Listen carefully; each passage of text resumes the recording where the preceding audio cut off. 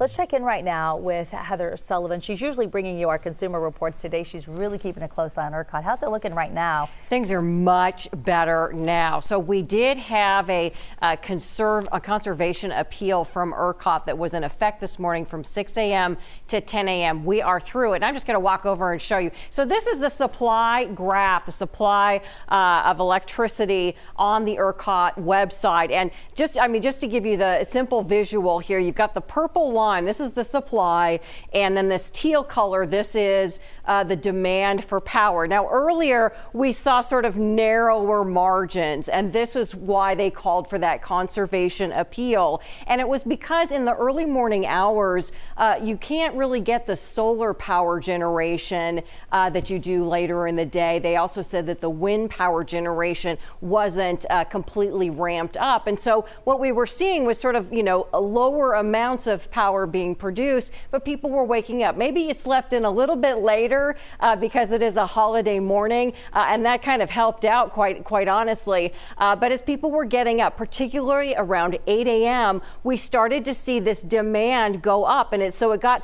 much closer to the capacity level, and that's why they called for that conservation. So it ended at 10 a.m. So we're looking a lot better now because we're seeing now more power being generated because we've got some more things online, like I mentioned, the solar power and all of that, creating more power for us. And then as people kind of get out the door and things like that, we start to see the demand for power kind of taper off a little bit.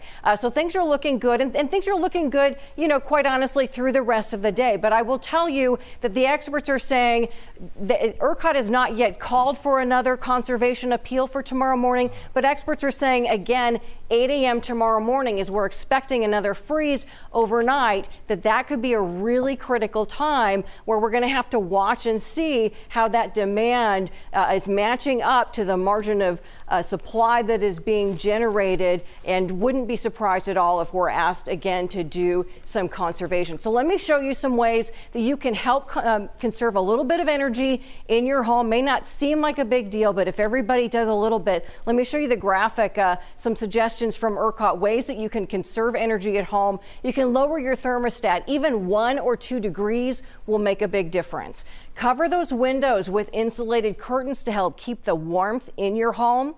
You can set your ceiling fans on reverse, keep that warm air being pushed down into your home. Open up the blinds and the drapes or the shades during the day because, now that it's starting to get a little bit warmer, you can use the warmth coming in through your windows. And you can turn off or unplug any non-essential lights or appliances. They talk about vampire energy usage, some of these appliances that we have plugged in all the time. You've got a bunch of those. Unplug those. That can help a little bit.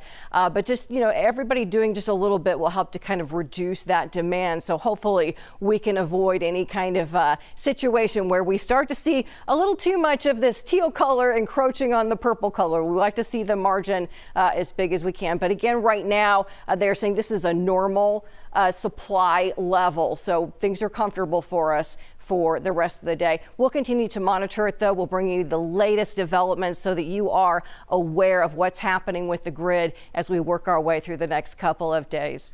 All right, Heather. Okay.